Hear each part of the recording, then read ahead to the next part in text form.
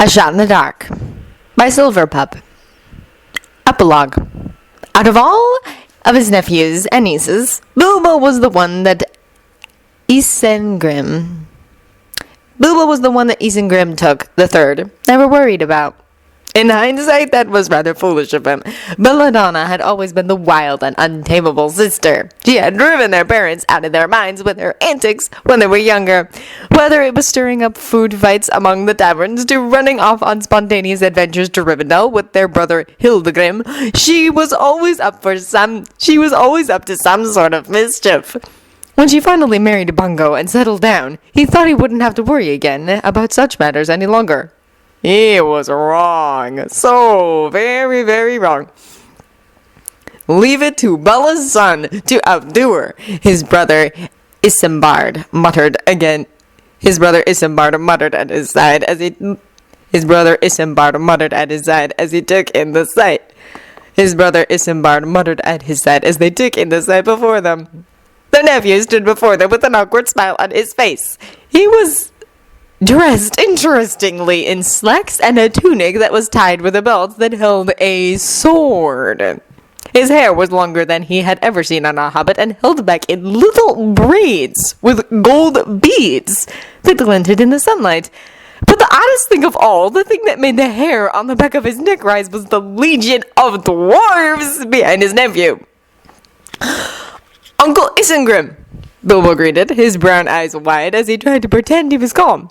It's good to see you again. Have you been well?" "Bilbo, what is going on?" he asked, getting straight to the point because he was a duke and not a Bergens. "Why are these dwarves here?" Bilbo's smile grew even more tense and false. "These are my friends, the ones I went on that adventure with. They came here to meet my family and friends. Isn't that nice?" Isambard snorted without restraint. "Coswallop, tell us the truth, lad, or I'm breaking out the embarrassing childhood stories." One of the dwarves, who had long red hair and an impressive beard, raised his hand in the air and waved it until he got their attention. "Can you share those stories anyways? Maybe over a drink?" "Shut up, Gwyn," Bilbo hissed as the tips of his ears began to turn pink. Another dwarf stepped forward until he stood in front of Isengrim. He easily towered over the hobbits with his wide shoulders and thick arms. His long black hair held glints of silver, and his deep blue eyes looked old and tired under their thick brows. Seeing such a person made him wonder, not for the first time, why his nephew was with such a group. "Isengrim Took," the dwarf greeted, his baritone voice echoing through the room. "I am pleased to finally meet you. Bilbo has spoken very highly of you." "Thank you," he returned slowly, never looking away from the strange dwarf. "Now, who are you?" The dwarf gave a short but low bow. I am Thorin Oakenshield, King of Erebor." Isambard snorted again. "That's nice," Isengrim said, not feeling very impressed. Why would he care about a title? "Now why are you here?" The dwarf, Thorin, stood up straighter and looked at him with a serious expression as if he was about to announce a death sentence. "I have come here to ask for your permission to marry Bilbo." Isambard began to choke on what he could only assume was air. His nephew turned a bright red that he had only ever seen on his tomatoes. The dwarf's serious expression never wavered even as he reached for Bilbo's hand. And Isengrim was certain that somehow, somewhere, Bella was laughing at him. "Well, that could have gone better," Bilbo muttered as he rubbed his forehead with 2 fingers. It could also have gone a lot worse," Thorin pointed out at his side, unusually optimistic over meeting the future in-laws. He gave the dwarf a dirty look. That's because we only met 2 of my uncles. They have 7 more brothers and 2 sisters, and that's just on my mother's side." Thorin still didn't look fazed. "They're hobbits," gave a shout. "Not orcs. I can handle them." He snorted and elbowed his fiancée in the ribs. "No, they're not orcs. They're much worse." They had only been in the Shire for 2 days, and already Bilbo wanted nothing more than to turn around and run back to Erebor. When he first mentioned returning to the Shire, he had assumed that he would go with perhaps Thorin, Beaufort, and maybe one of the others. He had not expected the whole company to volunteer to escort him back, not with Erebor newly reclaimed and in the middle of being repaired. Erebor Erebor will still be here when we get back, reasoned Balin when he had asked them why they wanted to go. But the courtship of my king is something that will only happen once. I do not wish to miss such an occasion. You can't be trusted not to do something stupid with only Thorin to watch, Balin had added bluntly, not bothering with the pretty words like his brother. I want to see Uncle try to outdrink your grandmother, chirped Kaylee, grinning with his canines exposed, so he looked like some sort of cute and deranged animal. Thanks for the support, he had growled back, wondering now for the first time why he had even bothered to stay in Erebor. And so the company had departed from the mountain and traveled back to the Shire, leaving behind Dis and Dane to manage things. Bilbo had been a bit hesitant to leave Lady Gilraine and Estelle behind so soon and for so long, but Dis had reassured him that she would keep them both safe until they returned. I've kept my brother and sons alive this long. I will keep your ward and his mother alive for just as long, the princess had vowed, grinning her bloodthirsty grin that he had slowly come to find comforting. How much longer do we have to wait here? Gilly whined from where he lounged on the carpet with his brother and some of the others. I'm getting hungry. I have to wait for the rest of my uncles and aunts to arrive, but the rest of you can leave, he replied, looking over at the company as they all made themselves comfortable in the toque home. Except Thorin. He has to stay too, so they could judge him. And we saved on all the fun, retorted Nori from where he sat balanced on the arm of the chair Dwalin was in. The thief gave him an obviously fake pout. We wanted to be here for your special moment. Liar. You just want to be here to collect your wagers, he retorted, picking up one of his aunt's decorative pillows and flinging it at the thief. He predictably missed, but it was still nice to vent some of his frustration. When do we get to see the drinking contest? I want to see Thorin go up against your grandmother, Gloin said with obvious glee as he rubbed his hands together. If she wins, I want her to teach me her tricks. He rolled his eyes and sunk into the plush sofa. You will do no such thing, Gloin. You will treat my grandmother with the respect she deserves as the noble and refined hobbit she is. Noble? Well, that's a word I never thought to associate with my mother. Bilbo felt his heart sink as a tall male hobbit with graying brown hair walked in. Uncle Luongo and Camellia. How nice to see you two again. Longo Baggins, his father's first younger brother, raised a dark eyebrow as he stared at him. At his side stood a petite female hobbit with curls so lightly colored they could have passed as silver. She gave him a friendly smile before focusing her green eyes on the dwarves scattered around the room with obvious curiosity. Bilbo, nice to see you alive after going missing for over a year. Bilbo, nice to see you alive after going missing for over a year. His uncle commented, his voice monotone as always. For a time there, I thought I would be giving Bag End over to little Drago, who in turn doesn't even remember you. He's my cutest cousin on the Baggins side. It seemed only right to leave it to him, he answered quickly, looking away from Longo's knowing blue eyes. Even though he was technically older than his uncle now, he still couldn't help but feel intimidated by the hobbit. He had a feeling it was because Luongo looked the most like his father and had the exact same way of easily seeing through his coswallop.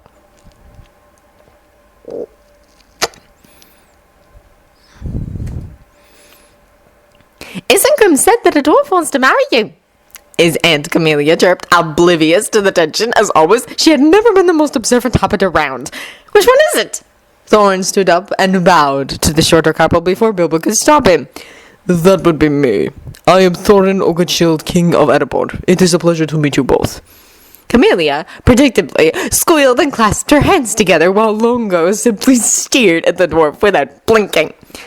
The king! Oh, how exciting! I bet you have all types of cakes at your palace, the blonde said, looking up at Thorin with sparkling green eyes. Erebor, that's on the other side of the Misty Mountains, Luongo replied, his eyes narrowing a fraction. That's a long way for a king to come looking for a spouse. Actually, Bilbo was a burglar before he became a possible courting candidate. Bomber chimed in from a divan with an innocent twinkle in his eyes that didn't fool Bilbo for a moment. The dwarf was enjoying the brewing storm. Longo's eyebrow slowly arched up. Burglar. Bilbo helped us trick a dragon that had taken over our home, explained Feely, leaning his head against his brother's thigh as he picked at his nails with one of his knives. We hired him to steal a stone, but killing the dragon worked too.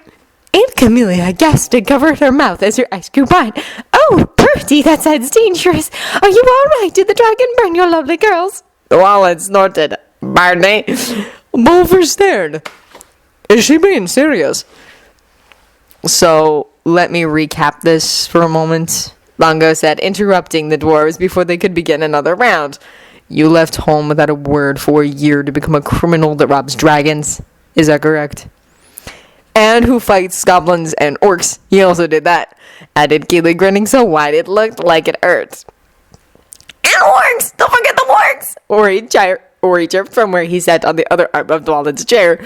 Luongo's blue eyes grew hooded until all that could be seen were slits of light blue. Bilbo tried not to whimper and dived behind the sofa for safety at the sight. I see. And now you have returned home to introduce us to your suitor. His uncle connected,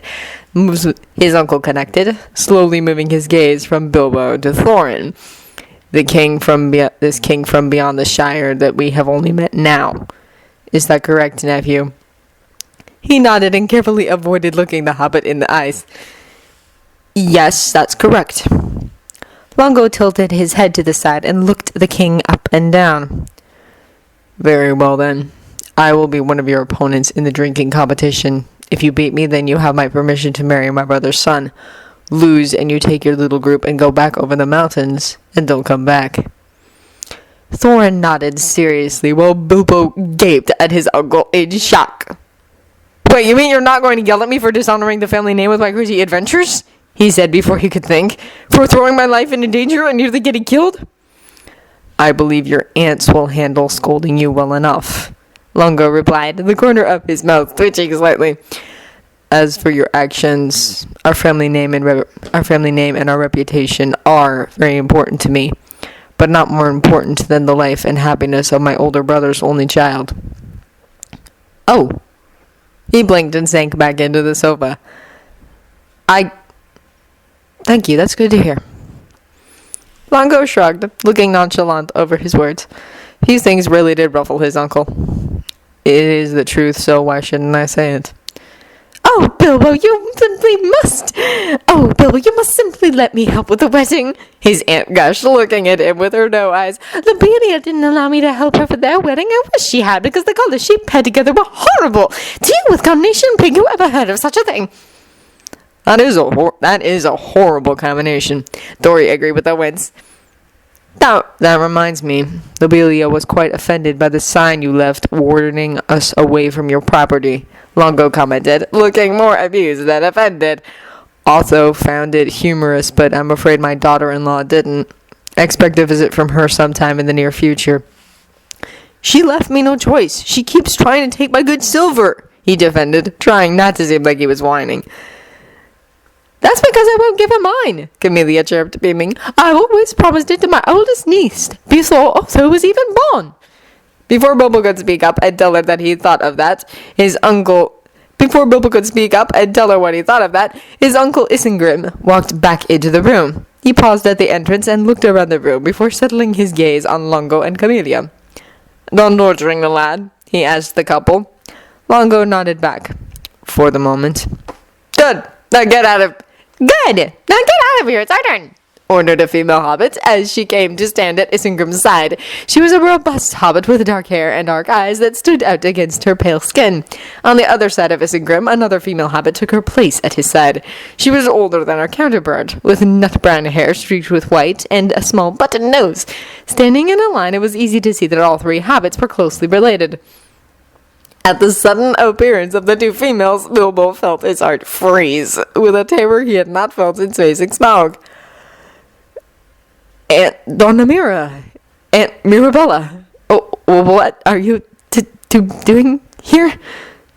Bilbo, purred the hobbit with the dark hair, his Aunt Mirabella, who was just as fierce as his mother and twice as vicious, as she narrowed her dark eyes. We have so very much to catch up on, my dear boy. Oh, yes, quite a bit, agreed the other hobbit, his aunt Donamira, who was the quietest of the three Took sisters and also the scariest, as she smiled at him serenely. Starting with why you ran off for a year without a word to anyone. In answer, Bilbo, the elf, friend, the ring bearer, the burglar, the barrow rider, the consort to be under the mountain, squeaked and dived for cover behind the sofa. That, declared Nori later after they were safely away from Bilbo's aunts, was the best dressing dance I have ever seen in my life. Nori nodded, looking as if he had just witnessed the performance of the century. It really was. I wish I had taken notes during the whole thing. I liked when the one in the red dress pulled Bilbo's ear, added Feely, grinning until everyone could see his dimples on display. He squeaks like a kitten when you hug him. He squeaks like a kitten when you hug him too tightly. He squeaks like a kitten when you hug them too tightly.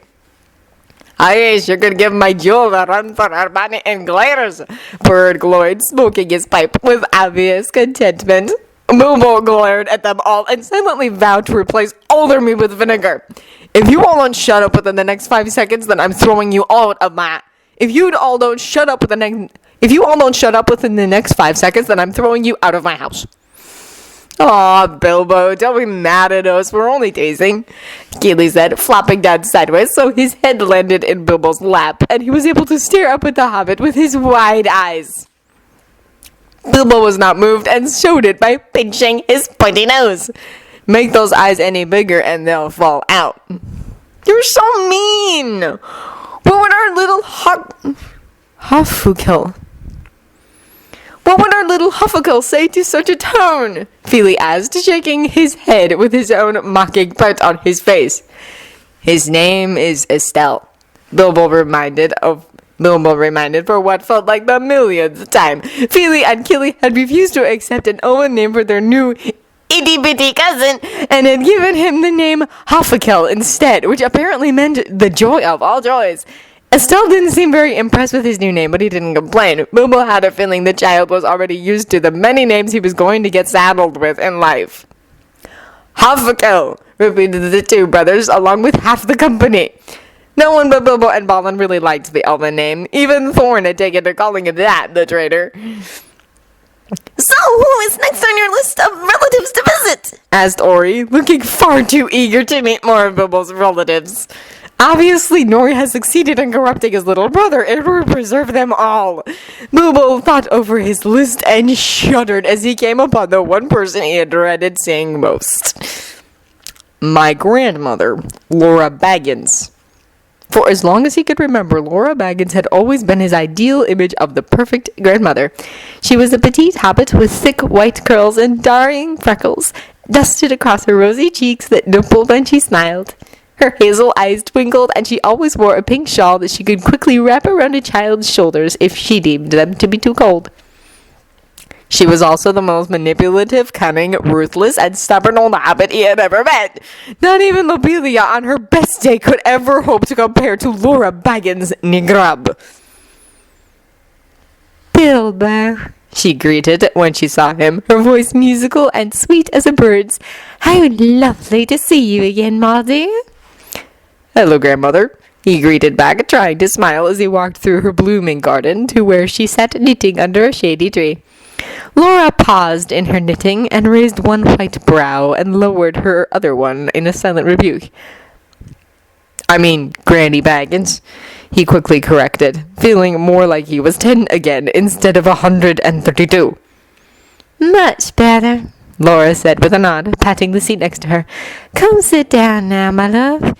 Would you like a cup of tea? I can get your aunt to bring some from inside the house. It's really no problem.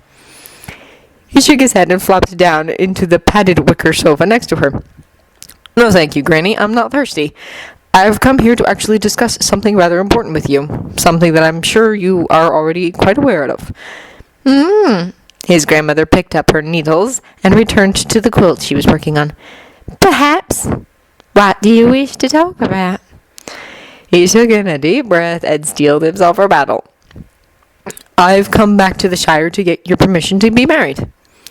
Oh, that's right. Now I remember.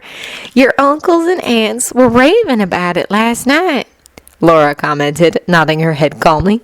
Something about a dwarf and a king and dragons. I didn't really catch all of it. I was in the middle of baking my pecan pie, and you know how much of my attention that takes. Yes, most of them met him yesterday when I went to see Uncle Isengrim, he admitted, wincing slightly at the memories. His grandmother clucked her tongue.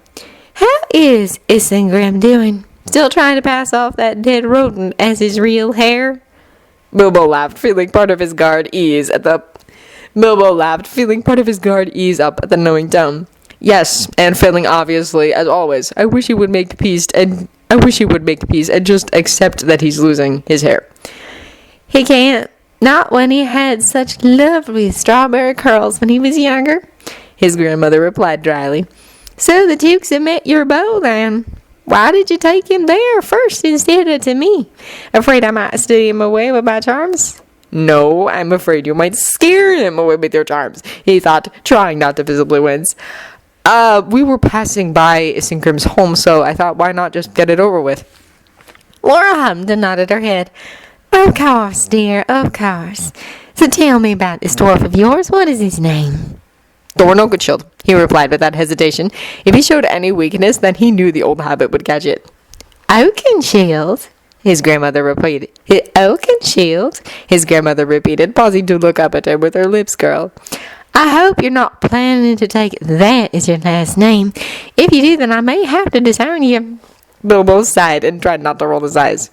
Granny, your maiden name is Grub. Lora cackled. Fair enough. So this Thorin is the Dwarven King, And how long have you known him? Long enough to trust him with my life, he repeated, deliberately leaving out how long. Long enough to grow to love him. He is the only soul I have ever loved this way, Granny. Lora stared at him with an unreadable expression on her face. Those stories you like to read all the time, they always speak of love being enough to get by. According to the bards, you'd think it is the only thing that you need to overcome the struggles in life. That is all nonsense. Marriage, real marriage, and none of this fairy tale rubbish, is made up of more than just love. It is made up of compromising, sharing, learning, and many, many arguments. It is not means to a happy ending or some blissful state where nothing will go wrong. It is a relationship, and it takes time and effort to make it work. Do you understand that? He nodded gravely.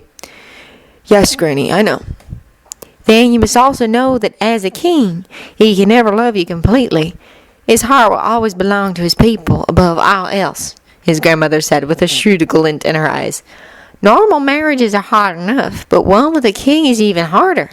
Can you handle such a relationship? For a time, I wasn't sure if I could do that, admitted Bilbo, playing with his shirt sleeve. I didn't know if I could love his people enough to share him with them, but now I realize that I can, because it was his love and devotion to his people that made me fall in love with him to begin with. Understanding that then helps me understand that I am lucky to hold a place in his heart that has, until now, belonged only to his people. Having his love is a blessing, and I will never take that for granted. Lora nodded slowly as she studied him with her knowing hazel eyes. You've thought about this for a long time. Good. That shows me that this isn't some whim for you. Really, Granny, you know me better than that, he scolded lightly, rolling his eyes. I would never marry someone spontaneously. True, you are your father's son in that regard, the Hobbit mused, her face softening slightly at the mention of her deceased son. When Bungo decided to marry your mother, nothing anyone said could change his mind. He knew we loved her, and that was that. My serious and sensible little lad. Bilbo looked away to stare at his grandmother's pink and white roses. Like his mother, his grief for his father had eased into a distant ache that was largely ignorable. He still loved him and missed him dearly, but not to the extent that his grandmother obviously still did. He wondered uncomfortably if his father would be hurt to know how little his only child grieved for him still. But enough sad memories, Lora declared, shaking her head slightly and turning her attention back to her knitting. Go and get this dwarf of yours. I'd like to meet him. Properly. Lora slowly looked Thorin over, starting from his feet and moving up to his head. Thorin, for his part, stood completely at ease with his hands crossed behind his back. If it wasn't for the tightness to his jaw, Bilbo would say that the Dwarven King was completely fine with being examined like a piece of meat. Well now, you're a handsome one, His grandmother finally cooed, raising one hand to her cheek. you can't be much older than my Bilbo. Thorin's lips twitched slightly. Actually, I'm 195, my lady. Lora gasped and covered her mouth as her eyes went wide. No, you look far too young to be so old. Thank you, but I'm a dwarf, my lady. We do not age the same as hobbits do, Thorin said gently, his shoulders and stance beginning to relax. Oh, what manners you have, His granny tittered. how nice to meet such a polite king from the west. Actually, I'm from Erebor, which is to the east of here. Really? With that accent, I thought you were from the Blue Mountains. I am. I started a colony there after we lost Erebor years ago. It is only recently, with Bilbo's help, that we were able to get it back. The dwarf explained, his eyes briefly darting to Bilbo, who stood off to the sidelines, where it was safe. That's my Bilbo, always helping people. Did you know he used to help me pick apples and berries for my pies? The hobbit chattered, rising to her feet with some help from her cane. He always loved my apple pies, so I hope you don't mind if we have some. Not at all. I enjoy apple pies as well, Thorin reassured, looking concerned over the frail hobbit. My lady, do you require assistance? I would be happy to help you. Oh, nonsense. I'm fine. You stay here and keep my grandson company while I get the pies and tea, Lora said airily, waving her free hand. Lora said airily, waving her free hand as she made her way back into her home. Bilbo, get out the fine china, please. We have company. Thorin watched in amusement as the old hobbit continued to chatter into the hole before turning his gaze to Bilbo. She doesn't seem so bad. I think you really are exaggerating all of this fear and worry, he commented. Bilbo sighed and pinched the bridge of his nose. Thorin, in 5 minutes she got you to reveal your age, origins, history, and that you like to eat apple pie. Give her another 5 minutes, else she'll know your parents' names, favorite stew, and the name of your childhood toy. Thorin's eyes went wide, and his mouth dropped open as he registered what he had just revealed to the devious old hobbit. But I didn't even... Bilbo could only pat his fiancée on her... Bilbo could only pat his fiancée on the hand in sympathy. I warned you. Worse than orcs. Tea with his grandmother and Thorin was interesting. After realizing how cunning his granny truly was, the king attempted to keep his personal life to himself. But Lora Baggins didn't become the matriarch of their family simply because her husband died and easily spun verbal webs that Thorin suddenly kept finding himself trapped in. So you lived in a palace then, gasped Lora, holding a hand to her chest. Oh, I cannot imagine how your mother kept track of you in such a place. I had enough trouble watching my five in this little house. Well, she used to have the guards track down my brother and sister and I when we skipped our lessons, Thorin admitted, finishing off one whole apple pie by himself. He was in mid-bite before his words caught up to him, and he stiffened as he realized that he had yet again fallen into her trap. Off on the sidelines, Bilbo sipped his tea idly with his aunt Belba, his father's younger sister. I feel like I should step in and save him from this torture. If you do, your grandmother will turn her charms on you next, his aunt warned, smiling at him pleasantly over the rim of her blue and white cup. Bilbo looked the most like his grandmother with her freckled cheeks and marigold curls, but her eyes and personality was all Baggins. He shuddered and set his teacup down gently. On second thought, he needs the practice if he ever wants to survive in this family. Just be thankful that O'Duke isn't around for this. When Mungo first asked him for permission to marry Bella, he spiked Mungo's tea so he passed out. Then he dragged him out into the fields and left him tied up naked to a scarecrow, Boba commented, her blue eyes twinkling at him. That hobbit was very protective of his daughters, but Bella in particular because she was his favorite. It took Mungo 18 times before he finally got his permission to marry her. Bilbo thought about her words for a moment and then shuddered once more. He loved his grandfather dearly and had been fairly close to him growing up, but at that moment he was quite glad the old hobbit wasn't around to meet Thorin. He would have either driven the dwarf away or gotten him killed from the Duke family ale. My brother tells me that he has volunteered to be the Baggins challenger in the match, his aunt continued, watching her mother verbally wrangle Thorin.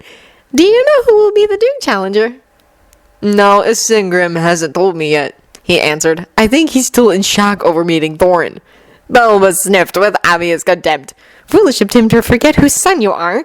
He should have known that your Took blood would show up eventually. Personally, I'm glad it's just in this and not something worse, like bringing shoes. Ah, so indecent. Don't worry, I would sooner shave my feet than wear any sort of footwear, he reassured, wrinkling his nose at the thought. It's bad enough that the dwarves won't let me cut my hair. I drew the line at wearing boots. Why won't they let you cut your hair? His aunt wondered, her eyebrow arching in the same way his fathers used to whenever Bilbo did or said something that was so stupid that he just couldn't comprehend it. Hair is very important in their culture. They value it like we value our feet, he explained, lifting a leg up slightly to wiggle his toes at her. When I first told them I wanted to cut my hair, they nearly cried from the horror. I decided just to give in and go along with it. Bilbo's eyebrow inched up into her hairline. Bilbo, darling, what in Arrow's name are you doing with such an unreasonable bunch? He shrugged and took another sip of his tea. They're my family now. 3 days after returning to the Shire, Bilbo found himself dragged off for the drinking challenge. Like most things involving hobbits, the resulting challenge over his right to marry had been turned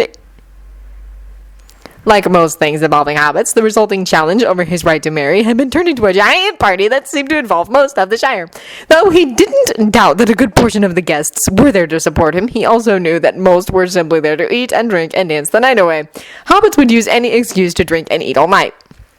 He had been leery about introducing his dwarves to his relatives because he knew how they felt about outsiders. Xenophobia was, sadly, another common trait among hobbits, but he was pleasantly surprised to find them being hesitantly welcomed by his family. They still seemed uncertain about his choice of spouse, but they also seemed willing to give Thorin and the others a chance to prove themselves. His Duke's relatives were the friendliest by far, and had dragged some of his dwarves into dancing with them. The others had been invited into drinking and playing dice with them. Even his Baggins relatives had shyly introduced themselves and were speaking to the quieter members of the company. Then there was Thorin, who had begun the drinking competition against his relatives with his nephews cheering him on. As according to tradition, he needed one relative from each side of his family to compete. His cousin, Flambard Took, had been chosen for the Took side and was Thorin's first opponent.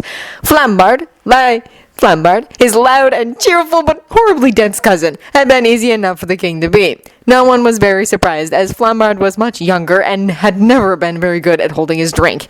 He had passed out after an hour and was now dozing in his wife's lap. The next opponent had his uncle, Luongo Baggins, who Thorin was able to beat out of sheer stubbornness. It lasted 2 hours before his uncle finally admitted defeat. In the end, he gave Thorin a single nod, which from Luongo was pretty much a giant hug and kiss on the forehead in acceptance. Now he was trying to outdrink his grandmother, and so far, it wasn't going very well. "He looks like he's going to hurl," commented his cousin Adalgrim Took, as he gnawed on his corn cob. "No, I think he's going to pass out," disagreed his cousin Rosa Baggins as she sipped at her ale daintily. "It's clear he's not going to win. Mistress Baggins is not even swaying in her seat like he is." That was certainly true. His grandmother was still quite sober and was watching Thorin with obvious amusement as he tried not to fall off his seat. "You really should go save him, Bilbo, before he falls off the bench and smashes his head open," suggested Rosa, giving him a smirk. "It would be a real shame if he ruined his pretty face." "You know, it is comments like those that have me driven to move to other side of the world," he retorted as he pushed past his cackling cousins and began to fight through the crowds of hobbits. As he grew closer, he heard a great cry and laughter rise up and sighed as he realized what had happened. "Bilbo," greeted his grandmother when he finally elbowed his way through the throng of relatives to the table where Thorin and Lora sat. "Looks like your king has been defeated." Bilbo nodded as he looked down at the unconscious dwarf being held up between Phoebe and Kaylee. "So it seems. He did rather well, considering what Luongo put him through, added Lora as she sipped at her own spirits. He even broke out the infamous Baggins family folly. Even I can barely get through more than 3 cups of that. That was a bold-faced lie, and they both knew. Bilbo had seen her drown a whole drum on her own about 20 years ago. He was beginning to seriously wonder if his grandmother had actual wine for blood, because this was just not natural. Mother is going to love hearing about this, Feely cackled as he held his uncle upright by his shoulder. She's never going to let him live this down. Dane is going to share this story for years to come, added Keeley, grinning with all his teeth exposed. Maybe he'll even forget about that stupid sand story now and leave us alone. Bilbo had a feeling that was unlikely to happen, but didn't feel like crushing the youth's good cheer. Instead, he focused on the matriarch of his family and cocked his head to the side. Well, did he pass? Obviously, Lora replied, smiling at him over the rim of her cup in such a familiar way that he realized he finally knew where his father and uncles and aunts got it from. If he had not, your uncles would be dragging him off to the nearest pig. If he had not, your uncles would be dragging him off of the nearest pig pen by now. Feely and Keeley turned as one and stared at the beaming old abbot. Wow. Guess we know now where Bilbo got his craziness from, muttered Keeley. Don't be silly, dear. He got an equal amount from both sides, said Lora, still beaming.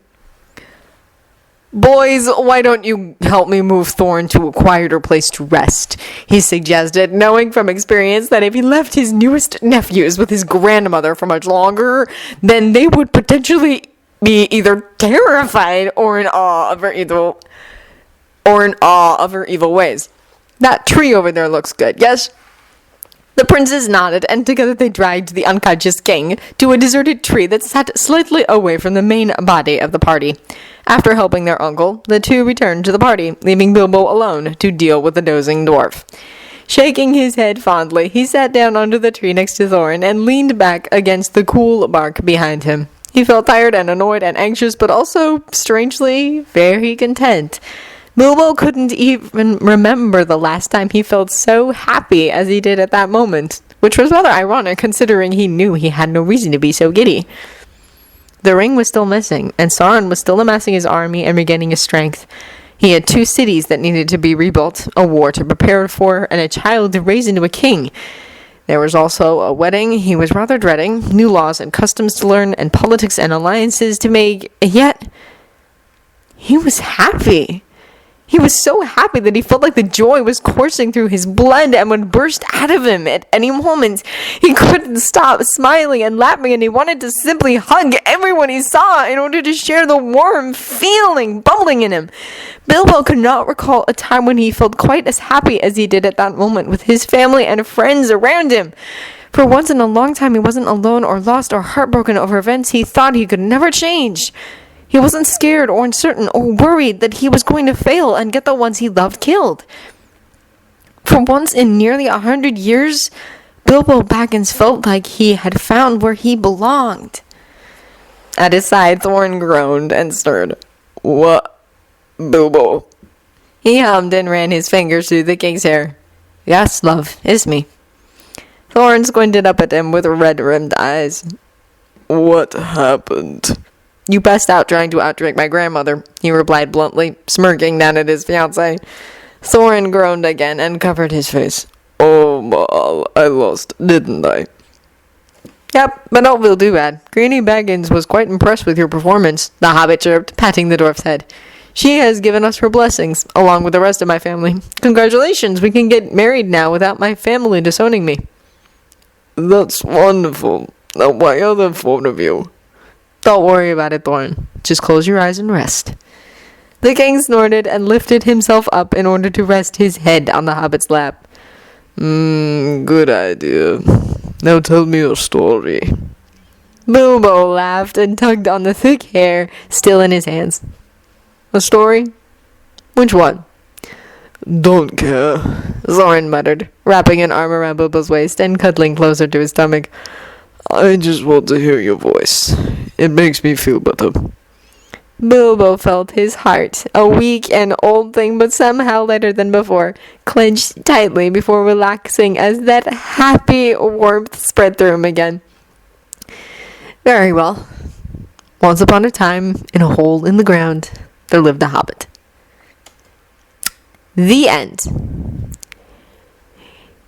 Thank you for listening to A Shot in the Dark by Silverpup. If you enjoyed this recording or the content, feel free to leave a comment below or a review at the original story from the link in the descriptions. Thank you for listening.